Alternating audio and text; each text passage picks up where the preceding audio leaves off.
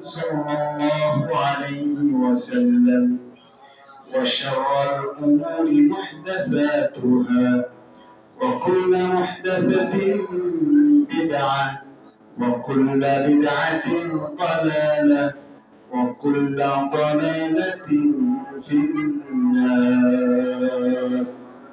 أعوذ بالله من الشيطان الرجيم. إنا أنزلناه في ليلة مباركة إنا كنا منذرين فيها يفرق كل أمر حكيم. সমস্ত প্রশংসা মহান আল্লাহর জন্য। দ্রুত সালাম বর্ষিত হোক নবী মুহাম্মদ সাল্লাল্লাহু আলাইহি ওয়াসাল্লাম। আজকের গিয়াসউদ্দিন এডুকেশন কমপ্লেক্স জামে মসজিদে উপস্থিত সম্মানিত দিনী ভাই ও ভগ্নীগণ, অনলাইন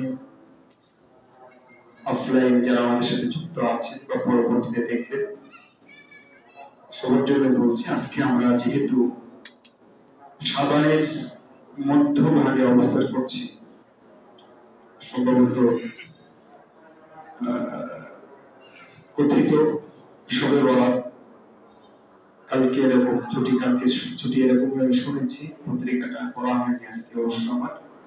তো যাই হোক, একেবারে চূড়ান্ত একটা জায়গায় আমরা আজকে উপনীত, সময়ে উপনীত, সে কারণে এইসব বিষয়ে কথা বলাটা শ্রেয় মনে করছি। শাবান মাসে আমি আপনি কি করতে পারি সেটা আমরা দেখবো এবং কি আমাদের বর্জন করা দরকার সেগুলো মূলত আজকে ইনশাআল্লাহ দেখার চেষ্টা করবো। আমরা শাবান মাস, এই মাসটা অত্যন্ত গুরুত্বপূর্ণ মাস। গুরুত্বপূর্ণ কেন? কারণ এই মাসে ইতিহাসে বেশ কিছু ঘটনা ঘটে গেছে। তার ভিতরে একটা হলো মানুষ কি বলে ওটাকে বদর যুদ্ধ, ছোট বদর যুদ্ধ এই মাসে সংঘটিত হয়েছিল। কিবলা পরিবর্তনের ঘটনা সর্বপ্রথম এই মাসে হয়েছিল। আরো বেশ কিছু ঘটনা আছে এবং এই মাসে বেশি বেশি সিয়াম রাখার বিষয়টাও আছে এবং তার কারণ আল্লাহ রাসূল ব্যাখ্যা করেছেন। আমি সেদিকে একটু পরে যাবো ইনশাআল্লাহ। বিশেষ করে এই শাবান মাসকে ঘিরে আমরা মানুষরা তিন ধরনের। কিছু মানুষ আছে যারা কোনো খবর রাখে না, এটা কোন মাস, এরপরে কোনটা, আগে কি ছিল, খবর রাখে না, রাখে শুধু খ্রিস্টাব্দ, এটা ফেব্রুয়ারি চলছে, কিন্তু হিজরি মাস সন এটা খবর রাখে না। অথচ হিজরি সনের সাথে, মাসের সাথে আমাদের মুসলিমদের অনেক ইবাদত অনুষ্ঠান জড়িত। তো সেই জন্য কিছু মানুষ একেবারেই জানে না কিছু। আবার কিছু মানুষ আছে যারা এই মাসকে, বিশেষ করে শাবানকে অনেক বেশি গুরুত্ব দেন। সেটা ভালো, কিন্তু গুরুত্ব দিতে গিয়ে সীমা অতিক্রম করে না, এটা হলো না। সীমা অতিক্রম করে এই মাসকে অনেক কিছু গণ্য করে, আমরা সেদিকে পরে যাওয়ার চেষ্টা করি। তাহলে সীমা লঙ্ঘন এটাও ঠিক না, আর যারা এই মাসের খবরই রাখে না তাদের এটাও ঠিক। তাহলে ঠিক কোনটা? যারা মধ্যপন্থী কারা, যারা এই মাসকে পেয়েছেন এবং এই মাসে কি করণীয় কি বর্জনীয় তা কোরআন এবং হাদিসের আলোকে জানার চেষ্টা করেন এবং মানার চেষ্টা করেন, তারা হচ্ছেন মধ্যপন্থী এবং সেটাই আমাদের হওয়া দরকার। সম্মানিত উপস্থিতি, আমি ভূমিকাতে আর কথা না বাড়িয়ে চলে যাচ্ছি এই মাসে আমাদের কি করণীয়। এই মাসে আমাদের করণীয় বেশি কিছু না, একটাই করণীয়, সেটা হচ্ছে সিয়াম রাখা, বেশি বেশি করে সিয়াম রাখা। এটাই এই মাসের সবচেয়ে গুরুত্বপূর্ণ করণীয় এবং একমাত্র করণীয় আপনি বলতে পারেন। আচ্ছা, এই মর্মে আমি আপনাদেরকে কয়েকটা হাদিস আগে অনুবাদ করি। মা আয়েশা রাদিয়াল্লাহু তাআলা আনহা বলছেন, মা রাআইতু রাসূলুল্লাহ সাল্লাল্লাহু আলাইহি ওয়াসাল্লাম ইস্তাকমালা সিয়ামা শাহরিন ইল্লা রমাদান ওয়া মা রাআইতুহু আকসারা সিয়ামান মিনহু ফি শাবান। বুখারী ও মুসলিমের হাদিস। মা আয়েশা বলছেন, আমি রাসূলুল্লাহ সাল্লাল্লাহু আলাইহি ওয়াসাল্লামকে পূর্ণ মাস সিয়াম রাখতে দেখিনি রমাদান ছাড়া, আর শাবান ছাড়া অন্য কোন মাসে রমাদানের পরে এত বেশি সিয়াম রাখতে দেখি। এটা হলো বুখারী মুসলিমের হাদিস। একই সাহাবিয়া মা আয়েশা রাদিয়াল্লাহু আনহা বলছেন, লাম ইয়াকুলিন নবী সাল্লাল্লাহু আলাইহি ওয়াসাল্লাম ইয়াসুমু শাহরান আকসারা মিন শাবান فإنه كان يصوم شعبان كله। রাসূলুল্লাহ সাল্লাল্লাহু আলাইহি ওয়াসাল্লাম শাবান মাসের চেয়ে বেশি অন্য কোন মাসে সিয়াম রাখতেন। তিনি পুরো শাবান জুড়ে সিয়াম রাখতেন। এটিও বুখারীর হাদিস। আরেকটা হাদিস আপনাদেরকে শোনাই, সহিহ মুসলিমের হাদিস, যেখানে আয়েশা রাদিয়াল্লাহু আনহা বলছেন, কানা ইয়াসুমু শাবান কুল্লাহ, তিনি পুরো শাবান সিয়াম রাখতেন। কানা ইয়াসুমু শাবান ইল্লা ক্বালিলা, তিনি শাবানের অল্প কিছুদিন বাদ দিয়ে সিয়াম রাখতেন। এই হলো তিনটা হাদিস। আরেকটা হাদিস আমরা তিরমিজি থেকে নেব, সেখানে উম্মু সালামা রাদিয়াল্লাহু তাআলা আনহা তিনি বলছেন যে, মা রাআইতু নবী সাল্লাল্লাহু আলাইহি ওয়াসাল্লাম ইয়াসুমু শাহরাইন মুতাতাবিআইন ইল্লা শাবান ওয়া রমাদান। আমি রাসূলুল্লাহ সাল্লাল্লাহু আলাইহি ওয়াসাল্লামকে টানা 2 মাস কখনো সিয়াম রাখতে দেখিনি, 2টি মাস ছাড়া টানা অব্যাহতভাবে কন্টিনিউয়াসলি সিয়াম রাখতে দেখিনি, দুইটা মাস ছাড়া, একটা হলো শাবান, একটা হলো রমাদান। তাহলে এই চারটা হাদিস আপনাদের কাছে পেশ করার পর এর সার কথা একটু পেশ করার চেষ্টা করি। সার কথা বলার আগে আপনাদেরকে প্রশ্ন করি যে কারো ব্রেনে কি এসছে যে এই চারটা হাদিসের ভিতরে আমরা একটু মনে হচ্ছে উল্টা বক্তব্য পাচ্ছি, মানে পারস্পরিক সাংঘর্ষিক বক্তব্য পাচ্ছে, এরকম কি মনে হচ্ছে? কারো কাছে হচ্ছে, কারো কাছে হচ্ছে না। তো আমি একটু বলে দিই, এক জায়গায় আল্লাহ রাসূল বললেন, মা উম্মু সালামা বললেন টানা 2 মাস সিয়াম রেখেছেন। টানা কখন হয়? যখন পরিপূর্ণ রাখে 2 মাস তখন। আবার আরেকটা বর্ণনায় পেলাম, একই বর্ণনায় বলছেন যে পুরো শাবান রাখেন, তারপরে বাক্যে বলছেন অল্প কয়েকদিন ছাড়া পুরো শাবান তিনি সিয়াম রেখেছেন।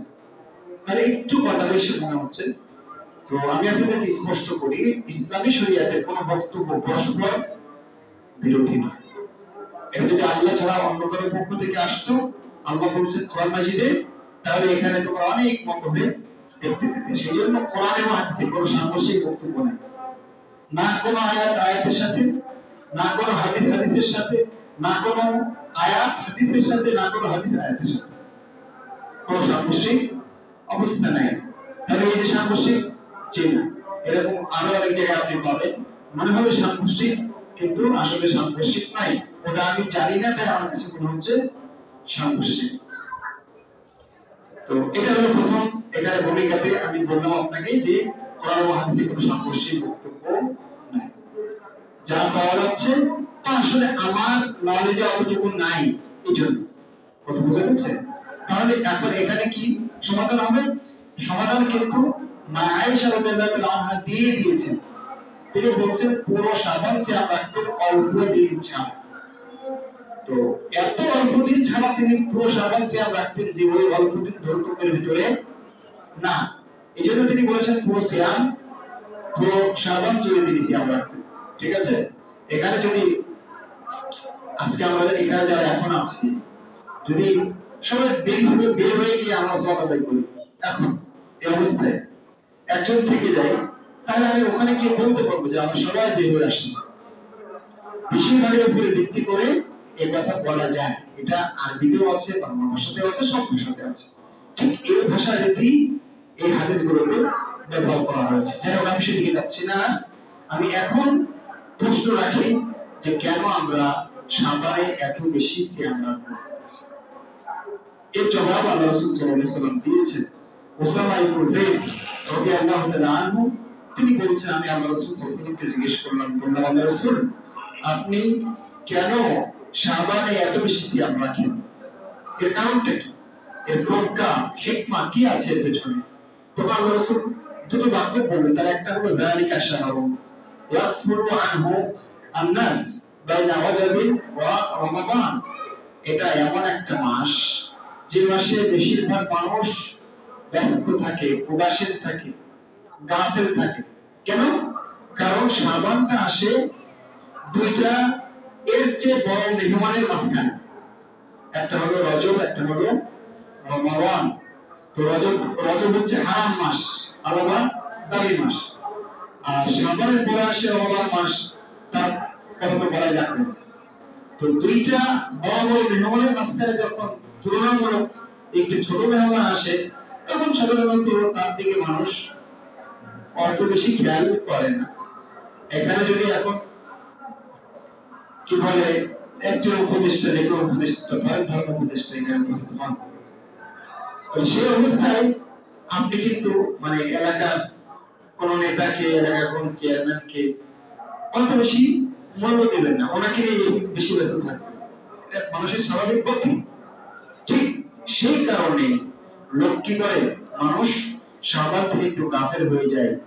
আর এই গাফেল যখন হয় মানুষ, তখন ইবাদত করলে তার দাম আল্লাহর কাছে বেশি হয়ে যায়। বুঝতে পেরেছেন? সেজন্য তাহাজ্জুদের সালাত আল্লাহর কাছে অনেক বেশি প্রিয় না। কেন বলেন তো?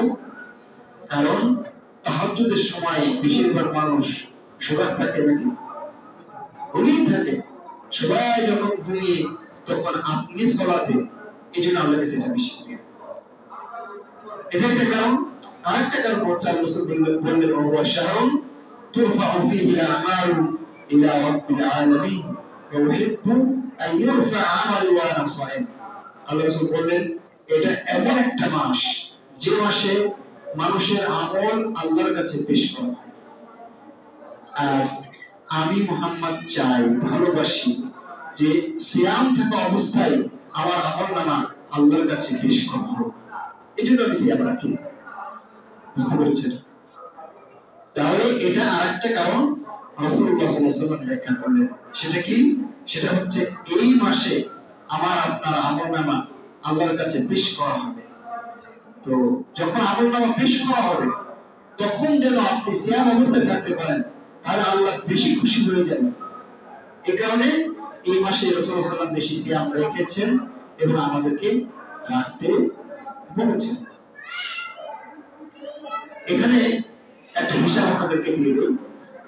মানুষের আমলনামা পেশ করা হয় আল্লাহর কাছে দৈনন্দিন, সাপ্তাহিক, তারপরে বাৎসরিক আমলনামা আল্লাহর কাছে পেশ করা হয়। দিনে যে আমল করছি তার রাত আসার আগে আল্লাহর কাছে পেশ করা হয়।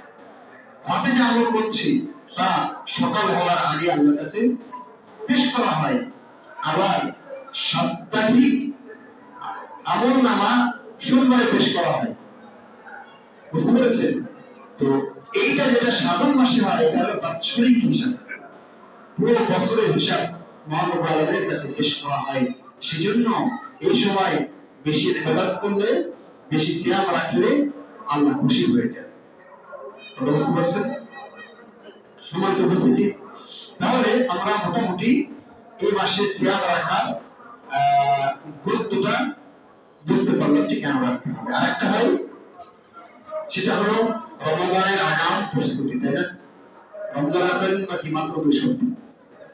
2 সপ্তাহ পরে যখন সিয়াম আসবে, তখন আমাকে আপনাকে অবশ্যই সিয়াম রাখতে হবে, বাধ্য, তাই না? তো সারা বছর যিনি সিয়াম রাখেননি, তিনি যখন রমাদানে গিয়ে সিয়াম শুরু করবেন, তখন তার অবস্থা কি হতে পারে? খারাপ হতে পারে, পেট ব্যথা হতে পারে, গ্যাস হতে পারে, বুক চলতে পারে, উইকেট পড়ে যেতে পারে। বুঝতে পারেন? তার মানে উইকেট পড়ে যেতে পারে মানে কোনদিন ব্যাটই ধরেনি, ঠিক আছে? ইসলামের সামনে দাঁড়ালে উইকেট পড়বে না, প্র্যাকটিস নাই তো।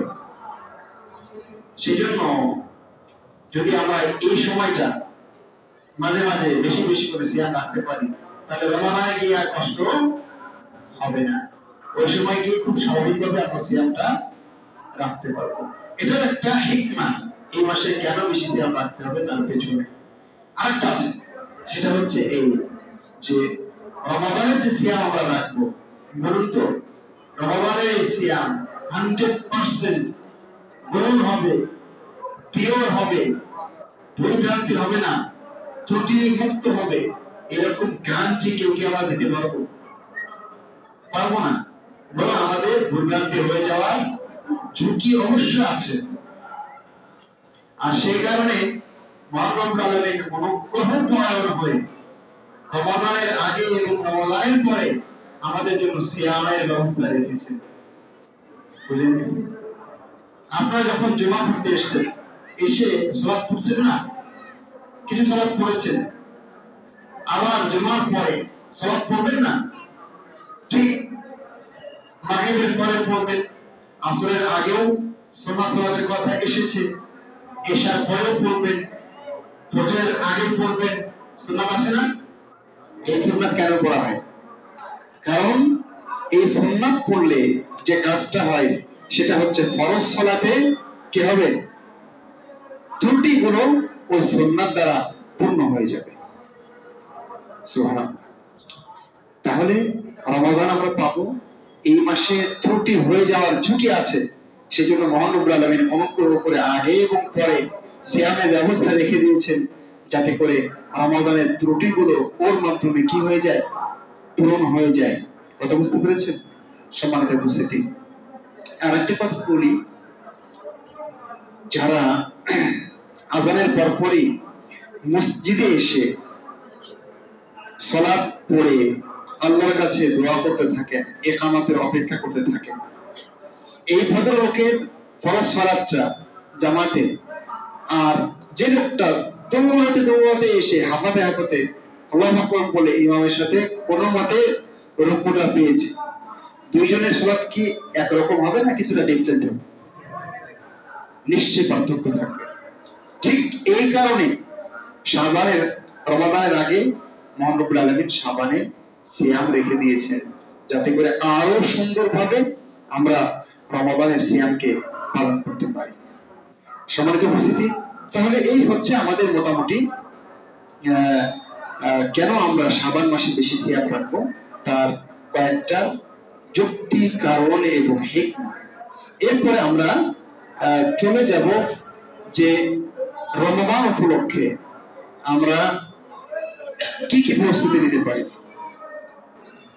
রমজান উপলক্ষে আমরা কি কি প্রস্তুতি নিতে পারি? তো আমরা তো বললাম যে রমজান উপলক্ষে আমাদের প্রস্তুতি কি, মূল প্রস্তুতি হচ্ছে এই মাসে সিয়াম রাখা। কে আছে এখানে দেখেন তো? দায়িত্বশীল কেউ নাই? কে কথা বলেন?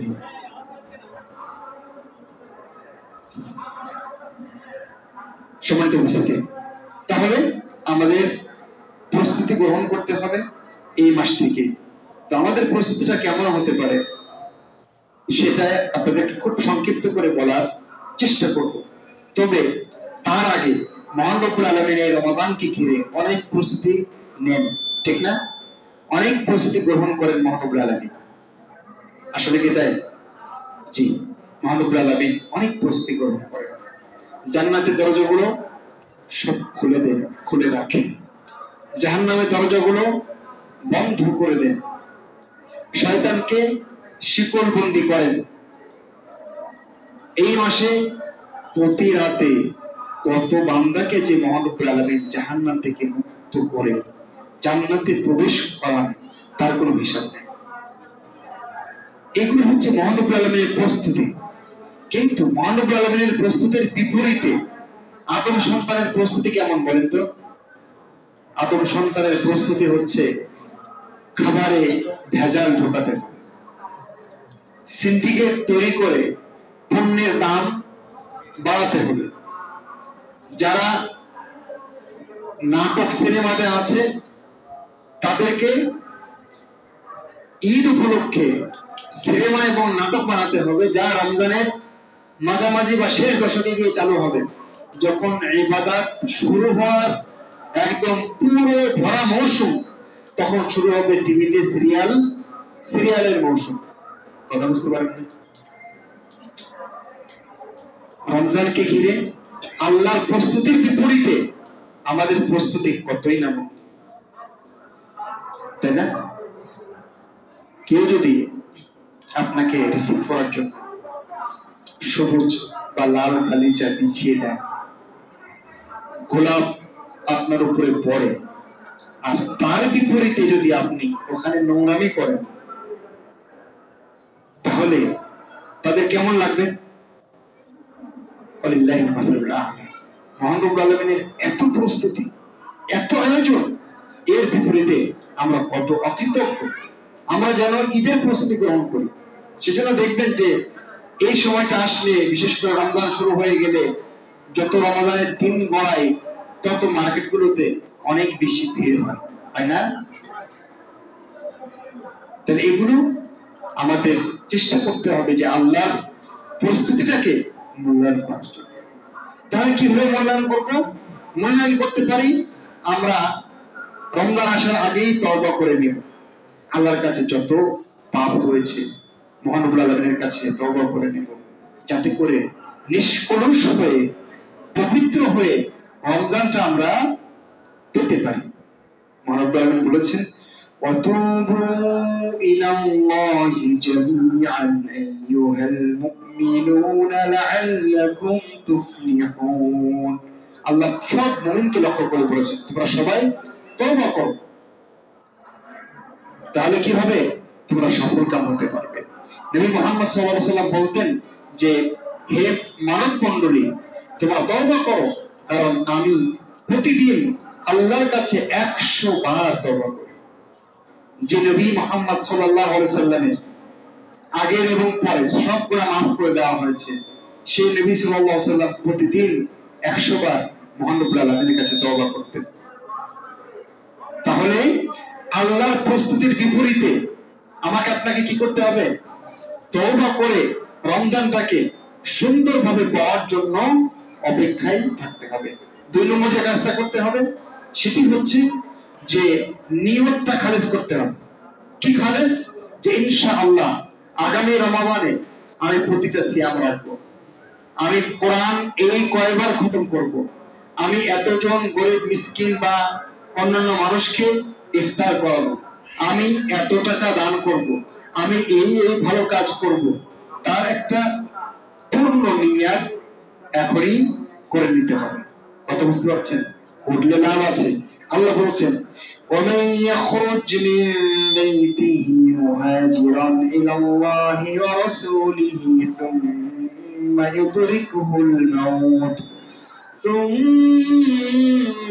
يدركه الموت فقد وقع أجره على الله।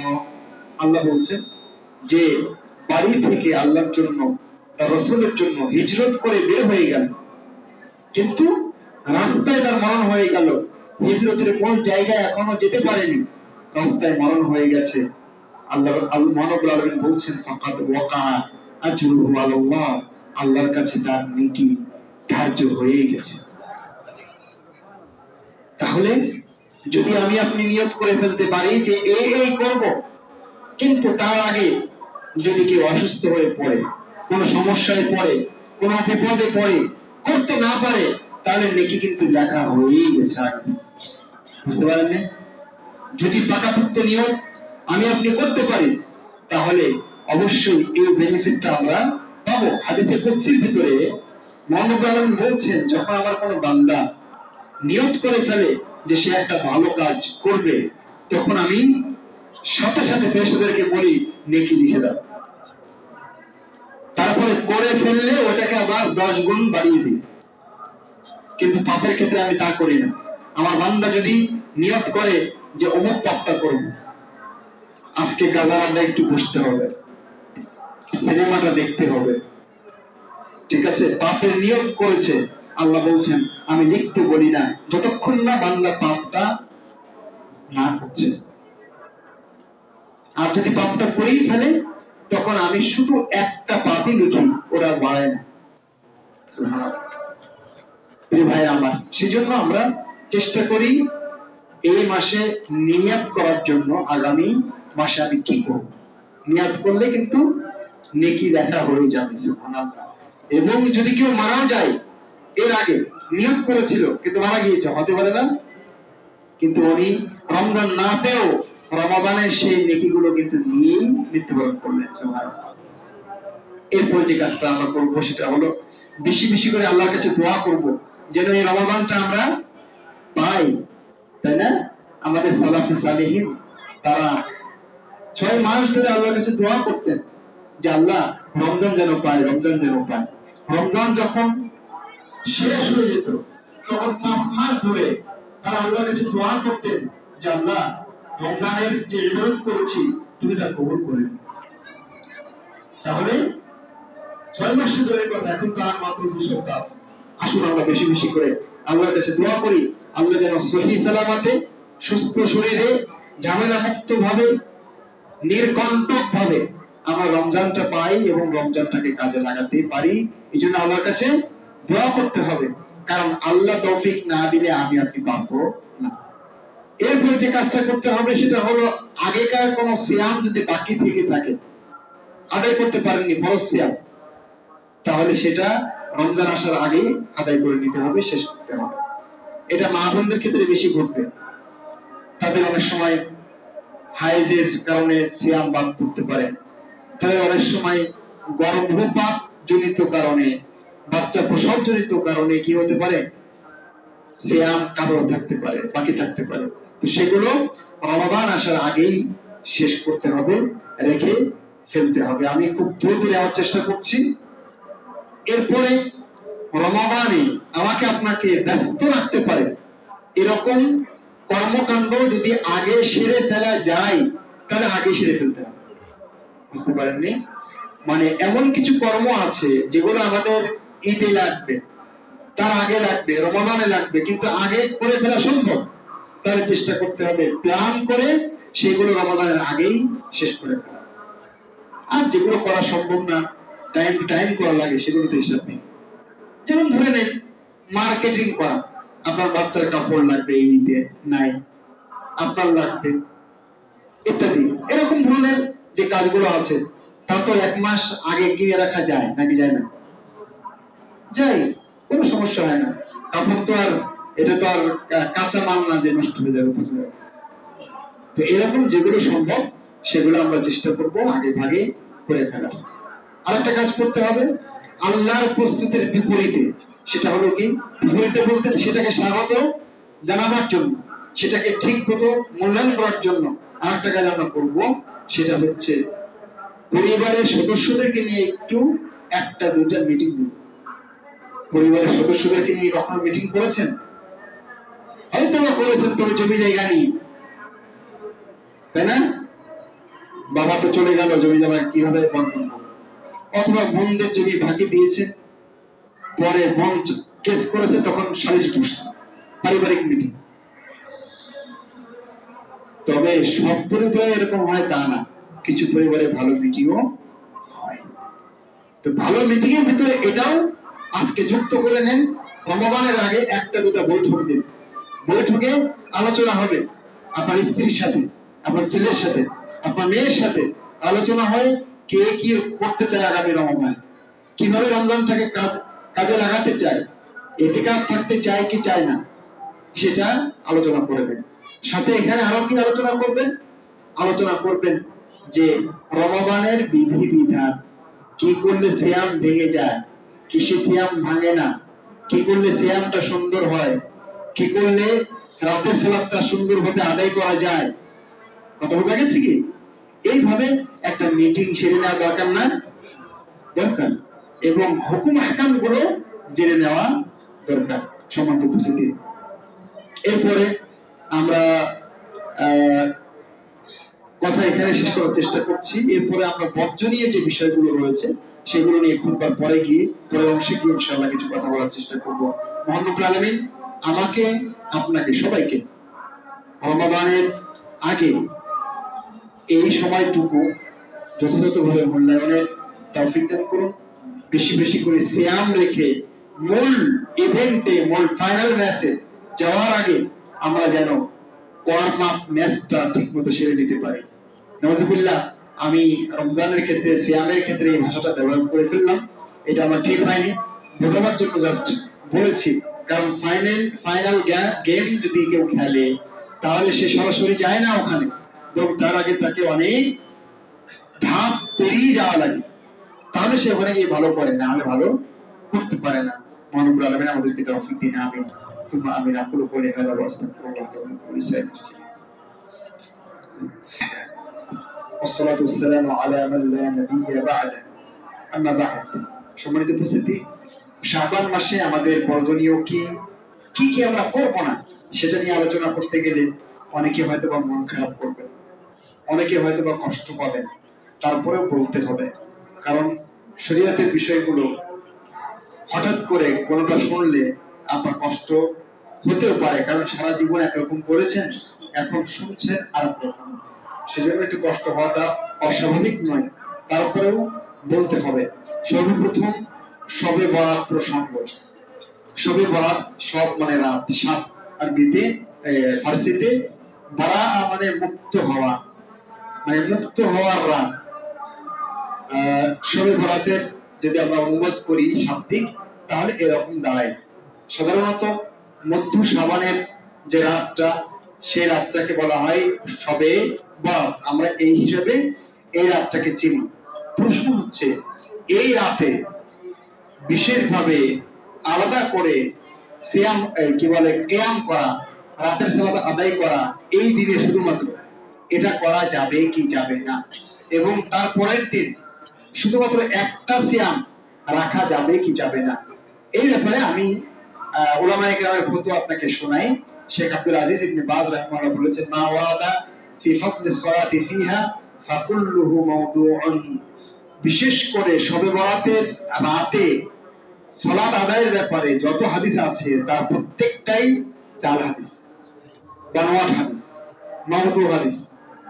আরেকটা ফতোয়া উনি দিয়েছেন, বলেছেন আল ইহতিফালু বিলাইলাতিন নিসফি মিন শাবান বিসসালাতি আও গায়রিহা ওয়া তাখসিসু ইয়াওমিহা বিসসিয়ামি বিদআতুন মুনকারাতুন ইনদা আকসারি আহলিল ইলমি ওয়া লাইসা লাহু আসলুন ফি আশ-শারঈ মুতাহহার বাল হুয়া মিম্মা হাদাথা ফিল ইসলামি বা'দা আসরি সাহাবাতি রাদিয়াল্লাহু আনহুম।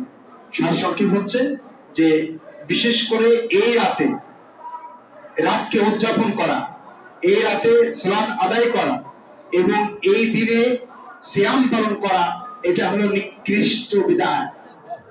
শরীয়তে এর কোনো ভিত্তি নাই, বরং এটা সাহাবায়ে কেরামের যুগ চলে যাওয়ার পরে ইসলামে আবিষ্কৃত হয়েছে।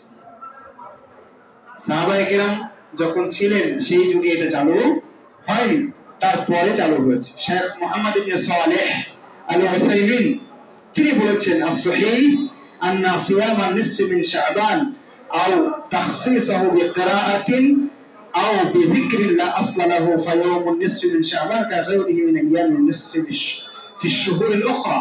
উনি বলেছেন যে মধ্য শাবানে সিয়াম রাখা, কিরাত, জিকির ইত্যাদি করা, এগুলোর কোনো ভিত্তি ইসলামী শরীয়তে নাই।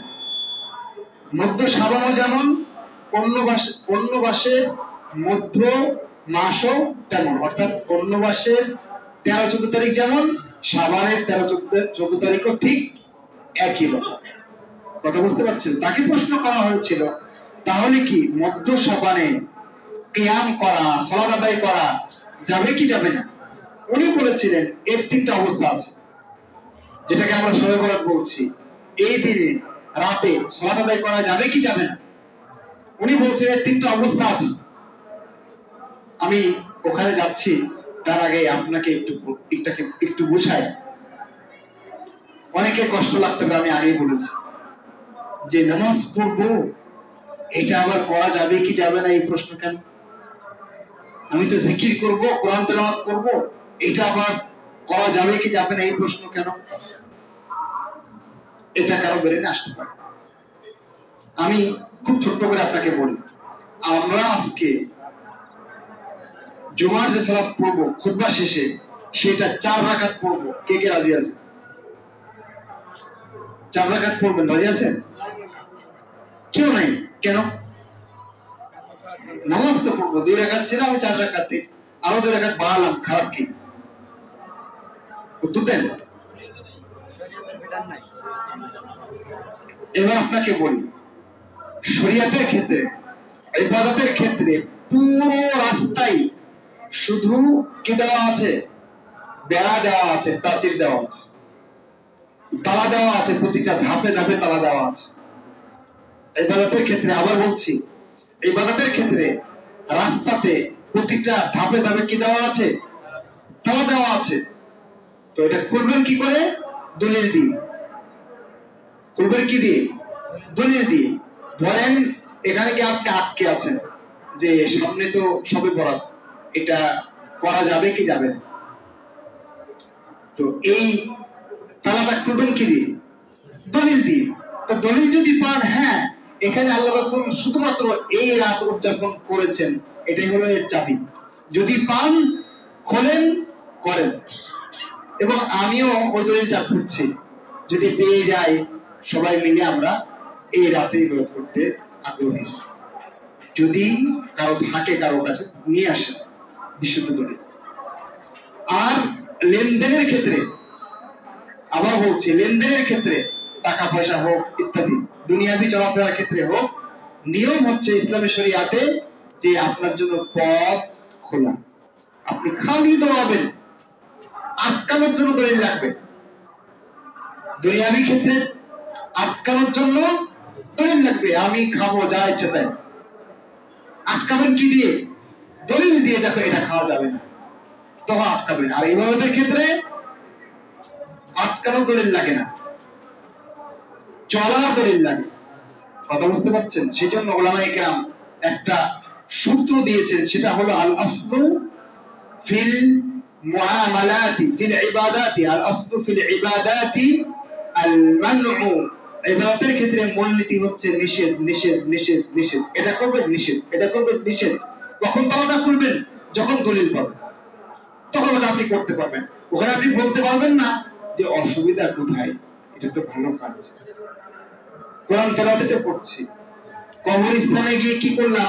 10 বার দরুদ পড়লাম, সূরা ইয়াসিন পড়লাম, আয়াতুল কুরসি পড়লাম, 3 কুল পড়লাম, কোরআন তেলাওয়াত না করলাম, অসুবিধা কোথায়? জি না, ওটা বন্ধ। খুলতে হবে কি দিয়ে? দলিল দিয়ে। আল্লাহ রাসূল কি এমনটা করেছেন? কথা কি স্পষ্ট? প্রিয় ভাইরা আমার, এই সূত্রে চলতে হবে, এই সূত্রে হানাফি আহলে হাদিস সবাই একমত। সুতরাং এই সূত্রের বাইরে যাওয়া যাবে না। তো যাই হোক, শেখ ওসাইমিন রাহিমাহুল্লাহ তিনি বলেছেন, সোয়া একটাই শেষ না? আচ্ছা ঠিক আছে, তাহলে একটু সময় পাচ্ছি আমরা। উনি বলেছেন যে শবে বরাতের সিয়ামের 3টা স্তর। প্রথম স্তর হচ্ছে যদি কেউ নিয়মিত কি বলে রাতের সালাত আদায় করে, অথবা থেমে থেমে আদায় করে, দু একদিন হয়তো মিস যায় কিন্তু আদায় করার চেষ্টা করে, এই লোকটার জন্য শবে বরাতের রাতও যা, আগের রাতও যা, পরের রাতও তা একই, অর্থাৎ তার জন্য কোনো সমস্যা না। তিনি এই রাত সিয়াম কি বলে, এই রাতে ইবাদত করবেন, তাহাজ্জুদ পড়বেন, কিয়ামুল লাইল করবেন, এটা একটা অবস্থা। আরেকটা হলো কোনদিন রাতে সালাত পড়ে না, কিন্তু এই রাতে উযু গোসল করে এসে কোমর বেঁধে নামে, তাহলে এটা বিদআত হবে। কেন? কারণ এইটাকে, এই শুধু এই রাতটাকে আপনি কেন ইবাদতের জন্য আলাদা করে নিলেন, এর দলিল কি? দলিল নাই, সেজন্য বিদআত। সেজন্য যদি কেউ বলে যে এটা যে বিদআত, তার দলিল কোথায়? এই প্রশ্ন ঠিক না। বিদআত হওয়ার জন্য দলিল লাগে না, ইবাদত হওয়ার জন্য দলিল লাগে। আর বিদআত হওয়ার জন্য দলিল লাগে না, কারণ বিদআত কি জানেন? বিদআত হলো নাই জিনিস, যেটা নাই সেটাই বিদআত। তো নাই জিনিস দেখাবো কি করে? বুঝেন না? সেজন্য যে বলবে বিদআত, দলিল সে দেখাবে না, যে বলবে ইবাদত, দলিল সে দেখাবে। কথাটা কি স্পষ্ট?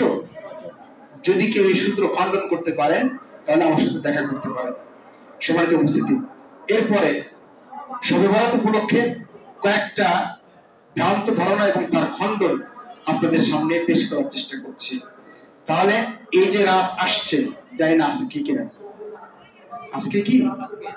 এই রাতে যদি কারো তাহাজ্জুদ পড়ার অভ্যাস থেকে থাকে, তিনি তার অভ্যাস অনুযায়ী এই রাতেও ইবাদত করবেন, কোনো সমস্যা নেই। কিন্তু শুধুমাত্র এই রাতটাকে খাস করে নেবেন না ইবাদত করার জন্য, কারণ আল্লাহ রাসূল এমনটা করেননি, সাহাবায়ে কেরাম এমনটা করেননি। ইবাদত এটা আবেগ দিয়ে চলে না, এটা দলিল দিয়ে চলে।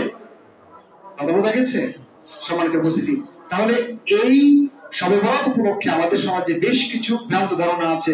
তার একটা হচ্ছে এই রাতে কোরআন নাজিল হয়েছে। শুনেছেন কখনো এই ব্যাখ্যা? হ্যাঁ শুনেছেন, শোনার কথা। সূরা দুখানে আল্লাহ বলেছেন, ইন্না আনজালনাহু ফি লাইলাতিন মুবারাকাহ, নিশ্চয় আমরা এই কোরআনকে অবতীর্ণ করেছি একটি বরকতময় রাত্রে। ঠিক আছে, তো বরকতময় রাতটা কোনটা? এটা হলো শবে বরাত। বুঝতে পেরেছেন? এই ব্যাখ্যা কি আপনারা কখনো শুনেননি? শুনেছেন? এই উত্তর কি আপনারা দিতে পারবেন না? আমার লাগবে?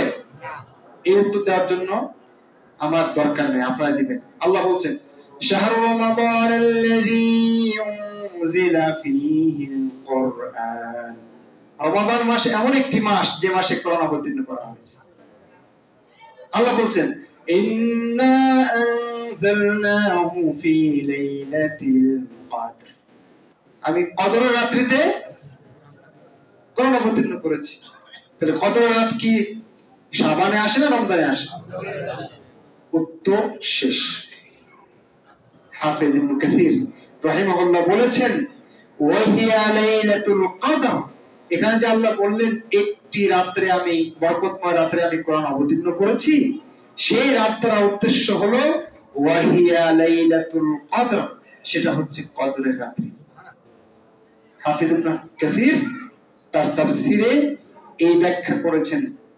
তবে ইকরিমা রাহিমাহুল্লাহ একটা বক্তব্য পাওয়া যায়, তিনি বলেছেন এটা হলো শবে বরাত। কিন্তু হাফেজ ইবনে কাসির সহ অনেক আলেম তারা বলেছেন এটা হলো, উনি অনেক দূরে চলে গিয়েছেন, তার এই ব্যাখ্যা ঠিক নয়। কথা বোঝা গেছে? তাহলে আমরা একমত হলাম যে কোরআন কবে অবতীর্ণ হয়েছে? রমাদান মাসে এবং লাইলাতুল কদরে। এই আজকের কি বলে শাবান মাসে কখনো নয়। 2 নম্বর হচ্ছে এই রাতে বান্দার গুনাহ মাফ করে দেওয়া হয়। এই রাতে বান্দার গুনাহ মাফ করে দেওয়া হয়। এটা একটা মানুষের ভিতরে ভ্রান্ত ধারণা আছে। কি সেই হাদিস? বেশ কিছু হাদিস আছে, তার একটা হাদিস হচ্ছে আল্লাহ রাসূল বলেছেন, যখন মধ্য শাবান আসবে, রাত মধ্য শাবানের রাত আসবে, তখন তোমরা রাতে কিয়ামুল লাইল করিও এবং দিনে সিয়াম রেখো, কারণ এই দিন সূর্য ডোবার পরে মহান রব্বুল আলামিন দুনিয়ার আসমানে নেমে আসেন আর বলেন, কে আছো গুনাহগার, ক্ষমা চাও, ক্ষমা করে দেব।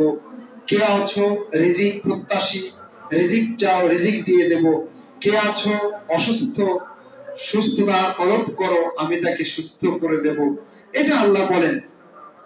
এই যে হাদিসটা ইবনে মাজাহতে পাবেন, তবে এই হাদিসটার মান হচ্ছে এটা দাঈফুন জিদ্দান আও মাওদুউন।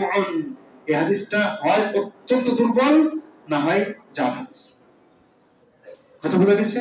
তাহলে এরকম হাদিসের উপরে ভিত্তি করে কখনো মাসআলা ইবাদত সাব্যস্ত হতে পারে না। সেজন্য আব্দুল্লাহ ইবনুল মুবারাককে জিজ্ঞেস করা হয়েছিল যে শবে বরাতের রাতে মহান রব্বুল আলামিন দুনিয়ার আসমানে নেমে আসেন, এর উপরে আপনার কি মন্তব্য? কাকে জিজ্ঞেস করা হয়েছিল?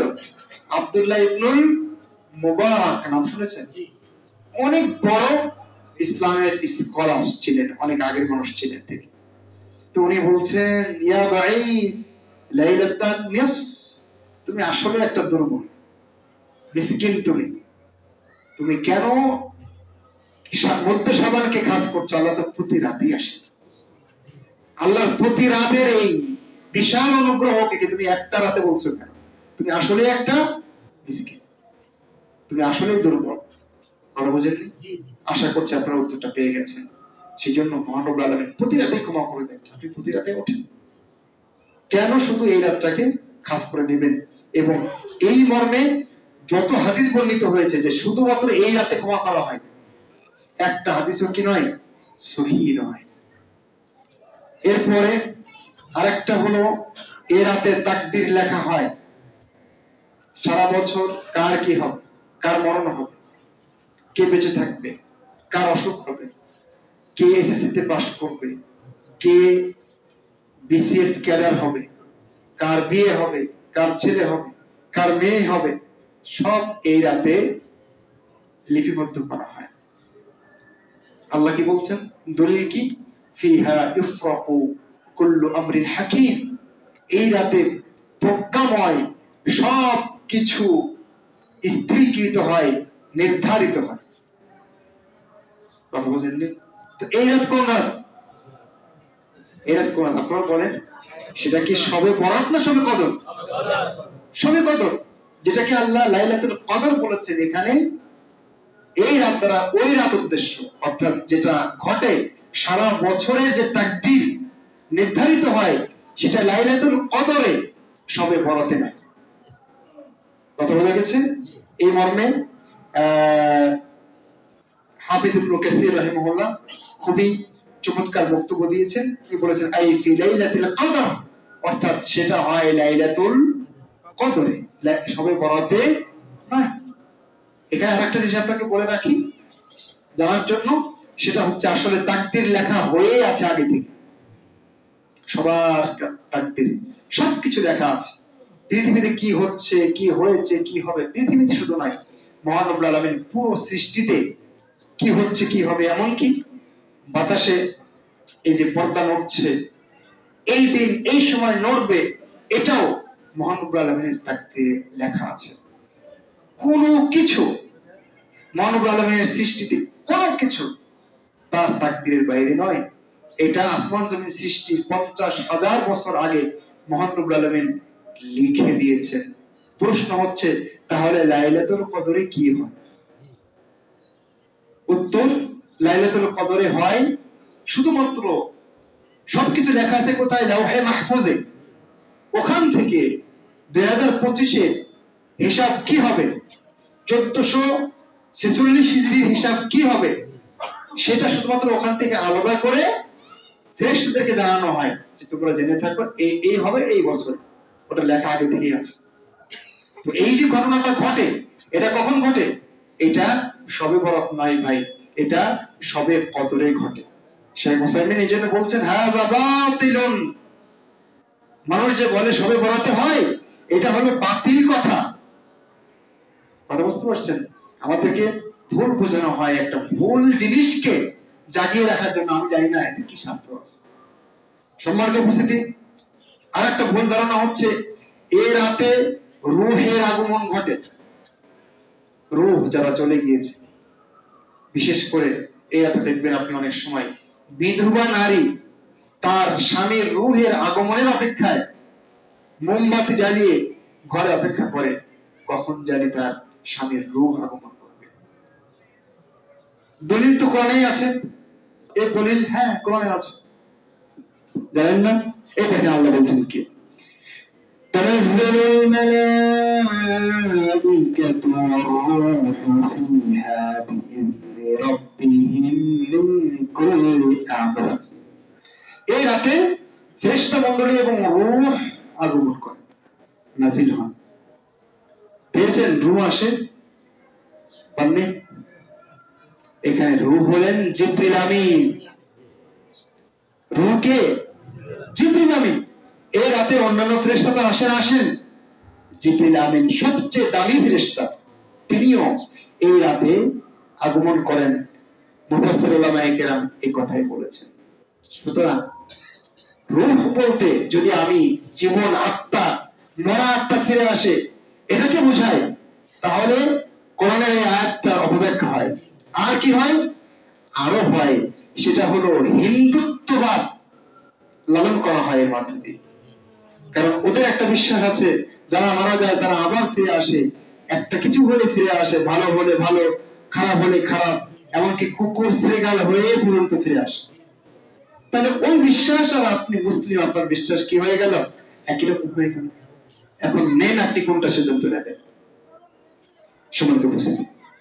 এরপরে আর একটা বিশ্বাস, হালুয়া রুটি খেতে হবে। হালুয়া রুটি খেতে হবে। এখন মনে হয় একটু কমছে নাকি?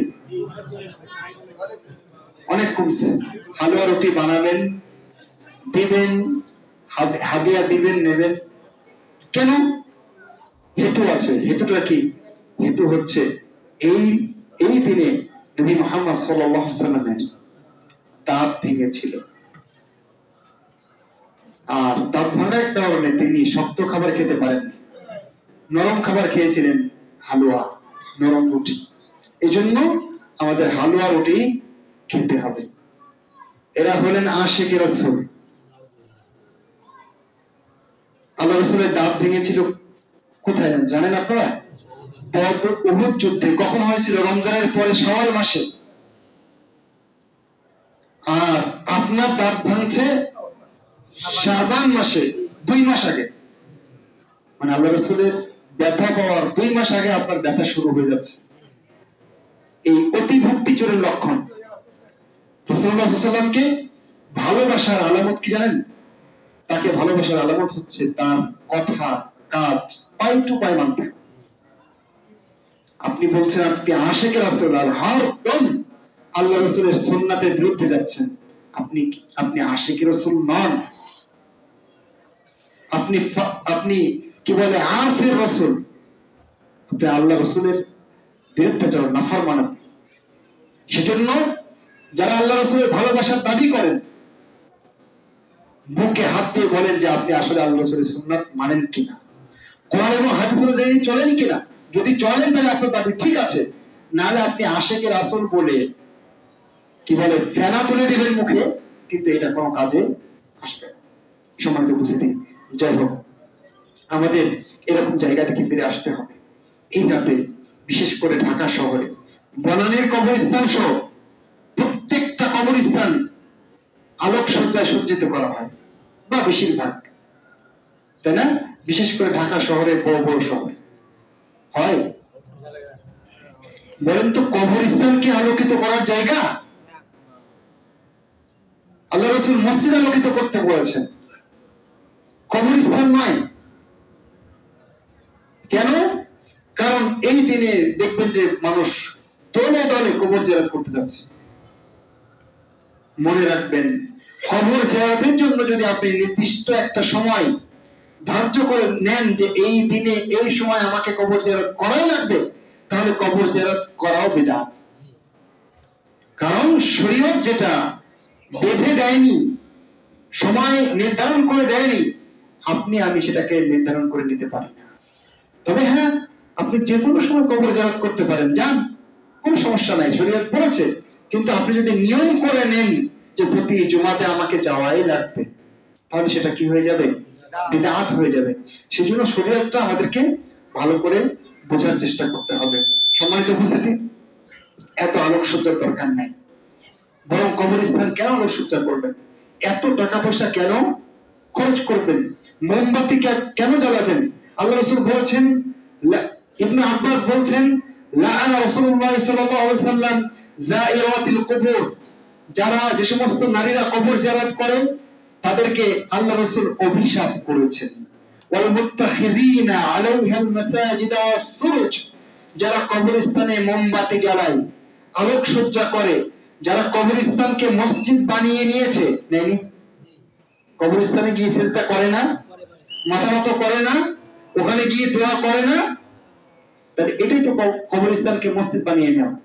ইবনে আব্বাস বলছেন রাসূলুল্লাহ সাল্লাল্লাহু আলাইহি ওয়াসাল্লাম এদের উপরে অভিশাপ করেছেন।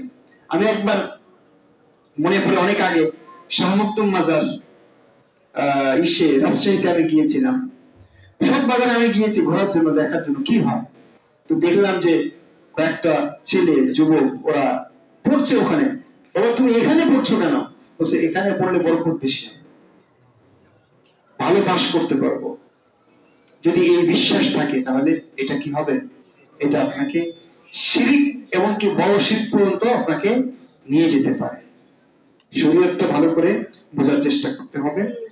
আলোকসজ্জা, আতশবাজি, মোমবাতি, আগরবাতির নামে কত যে অর্থ অপচয় হয় এই রাতে, এই হিসাব কে দিবে?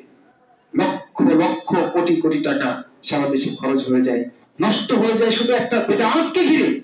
আর দুর্ভাগ্য দুর্ভাগ্য আমাদের মতো কিছু নামধারী হুজুর, তারা এটাকে প্রমোট করার চেষ্টা করছে। না বসে শরিয়াত, না আছে বিবেক, না আছে চিন্তা, কিছুই নাই। ওই যে ওই দিনে কিছু টাকা পয়সা পাওয়া যায়, কিছু ভালো খাদ্য খাবার খাওয়া যায়। এই জন্য আমরা মাঝে মাঝে বলি মাজার গুলো রেল লাইনের ধারে একটাও নাই। মাজার সব সড়ক পথে আছে, যেদিক দিয়ে বাস চলে। কথা বুঝতে পারছেন? রেল লাইনে তো রেল কেউ থামাবে না, টাকাও দেবে না, ওই জন্য ওখানে মাজারও নাই। সম্মানিত উপস্থিতি, সর্বশেষ পয়েন্ট বলে শেষ করে দিচ্ছি, সেটা হচ্ছে এই রাতে সালাতে আলফিয়া পড়া হয়। সালাতে আলফিয়া মানে হাজারি নামাজ। হাজারি গোল না কিন্তু মানিকগঞ্জের, এটা হলো হাজারি নামাজ। হাজারি নামাজ মানে 100 রাকাত নামাজ পড়া হবে, সালাত পড়া হবে, যার প্রতি রাকাতে 10 বার করে কুল হুয়াল্লাহু আহাদ পড়া হবে। তাহলে 10 আর 100 গুণ করেন, কত হবে? 1000। এই হচ্ছে হাজারি নামাজ। এর কোন শরীয়তে ভিত্তি নাই, শরীয়তে এরকম কোন ইবাদত নাই। অথচ এই ইবাদতে দেখবেন, আমি গত বছর আমার মনে পড়ছে, এই দিনে রাতে আমার প্রোগ্রাম ছিল নোয়াখালীতে। তো রাতে ফিরছি, দেখি মানে সারা রাস্তা মানুষ জেগে আছে। আমি আমি জানতাম না যে ওটা ওই সময় ড্রাইভারকে জিজ্ঞেস করছি কি কথা, আজকে তো সবাই বারাত হুজুর, এই জন্য ব্যবস্থা। লাইলাতুল কদরে জাগে না সবাই।